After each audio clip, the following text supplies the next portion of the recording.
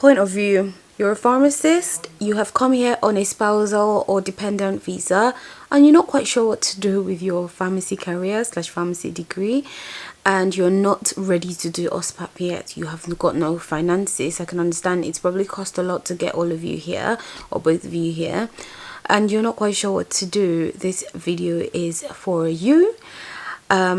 This is an interesting filming situation. I actually quite like this background. So my mom-in-law is currently here. Shout out to amazing mom-in-laws looking after my baby, and I finally managed to get back into somewhat of a routine in terms of recording my videos. But we still have a little bit of an awkward situation. You might hear my husband's voice here and there because he's working from home, but that should hopefully change very soon, hopefully within the next few weeks, and I would have a whole new setup, and I'm looking forward to that. Anyway, so hi guys, if you're new to my channel, my name's Faith. I'm a pharmacist living and working in the United Kingdom, and I'm just here to advise you on all things pharmacist, or just share my experience as well. And I will also be incorporating some things, motherhood, pregnancy, all of that good stuff on this channel, just so we can all learn together, right? So I'm speaking to that pharmacist who's here on a dependent visa, pharmacist who's here and is not ready to do OSPAP, but also still wants to pursue a career in pharmacy. What do you do? Where do you start from? I've actually had this question in my DMs at least once. Definitely more than once, but I'd say at least once, because I can remember one very vivid occasion where I've had this question, and I've actually followed this person up over the period of a few months whilst they managed to find their footing. So they wanted me to advise on what's best for them to do pending when potentially they can start their OSPAP. Is OSPAP even something you should consider delving into? Let me tie my hair up and let's get these questions answered. So what would I advise?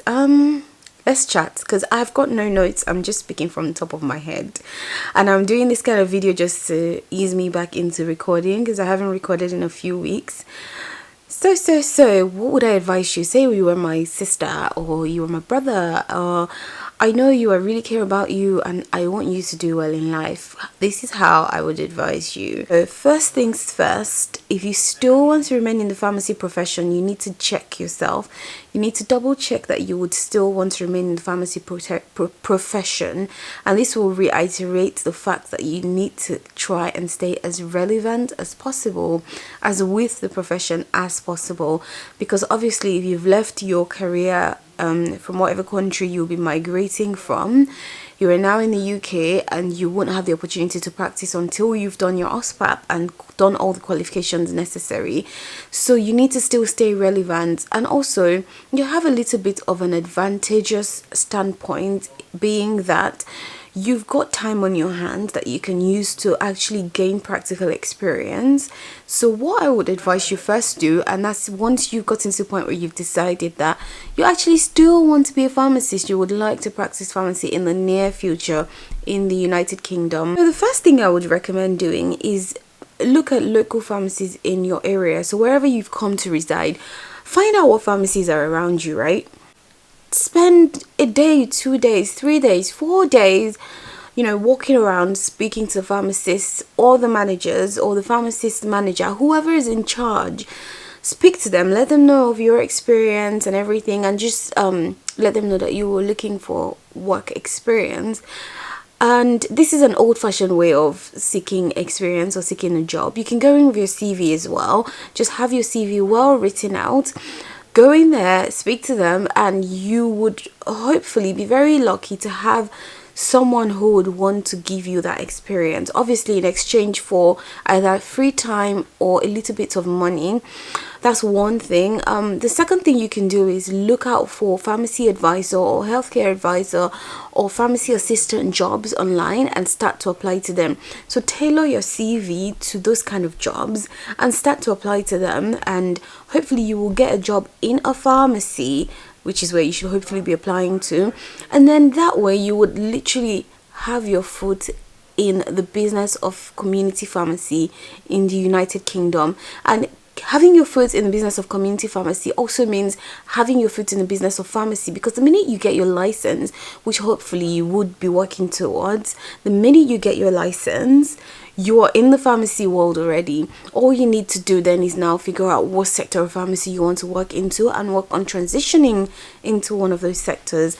So once you've found a place, or you've decided to walk into the pharmacy to speak to them about perhaps getting some work experience, if they accept you, and if you apply for jobs and you get a job interview and you get the job, then you can start to ease yourself, or start to ease your employer into the prospect of you wanting to actually practice in the country in the near future.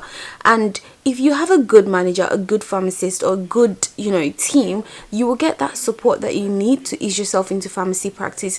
That gives you a little bit of a head start in terms of pharmacy practice, because half the questions that you will be getting when you're doing your GPHC exam is actually pharmacy practice.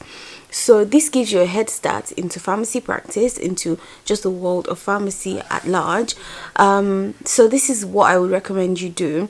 And then once you've now started working, make sure you keep your ears peeled. Look out for like opportunities for support from the places where you're working. Just look out for opportunities for support, and if you don't get the opportunity for support, save some money up yourself to potentially start your OSPAP at the point where you are ready to do so. Remember that you cannot be out of practice for too long before you go and do your OSPAP. I believe it's 5 years. You can't be out of practice for more than 5 years.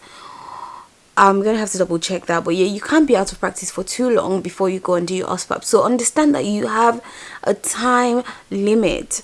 Of course, you can always say that, whilst you were out of practice, you were still working in pharmacy, which kept you up to date with like knowledge and stuff. The GPHC might be happy to accept that during your adjudication process. Oh my god, that word is so big. Anyways, so yeah, the GPHC might be happy to accept that. So just give yourself a time limit. Decide when you want to get that OSPAP done. Don't get too comfortable. Plan. Have your money ready for your OSPAP by the time you're ready for the OSPAP. Prepare. And why I would advise you not to get too comfortable in that is, I'm assuming that you've come here on a spousal visa. Hopefully your spouse is here on a visa that allows them to work or go to school, and these visas are usually quite limited.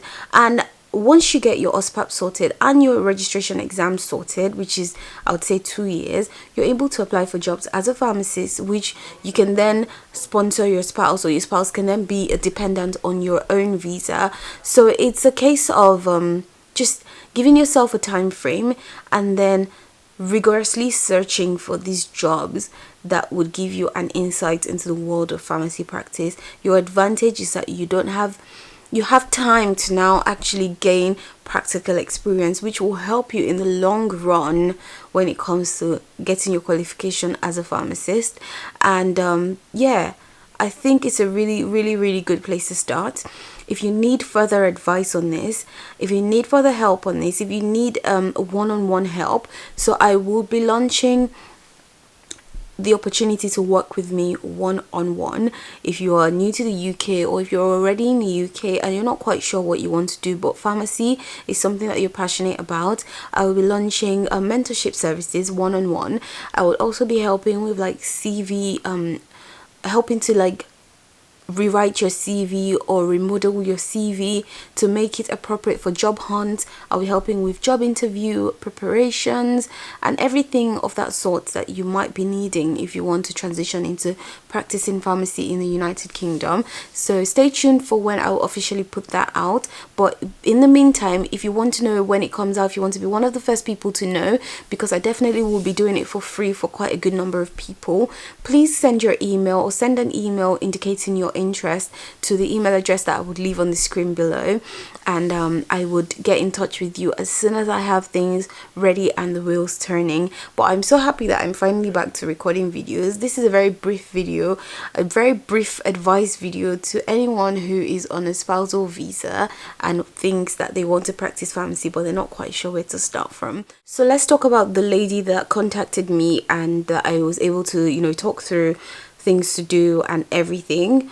what did she do? What happened to her? She applied to jobs, and surprisingly she got a job in a big multiple business pharmacy, and she got a job as a pharmacy advisor, which was really good. And she got a job in a multiple that would hopefully retain her when she's ready to do her pre-registration training. So you see, that's how you can build links to potentially getting that qualification in your hands. So the minute you get that job, you've literally secured yourself a place where you can build a reputation, and you can get almost, if not completely, a guaranteed position to do your pre-registration training. And then those people will probably even offer you a job at the end of your training, giving that they actually like you as a pharmacist or like you as a person. So you have a lot of advantages coming into the country as a dependent with a pharmacy license from a foreign country. So don't take that for granted. If you still want to practice pharmacy, do not take that for granted. There's so much you can do to make sure that you manage to retain your practice, and you manage to transition your practice from your home country to the UK. So don't be discouraged if that's how you've come in. The world is your oyster. You can do it. Just make sure you put in the effort, put in the work, and then you will be successful. And have a lovely day whenever you're watching this, and I hope to catch you in my next video.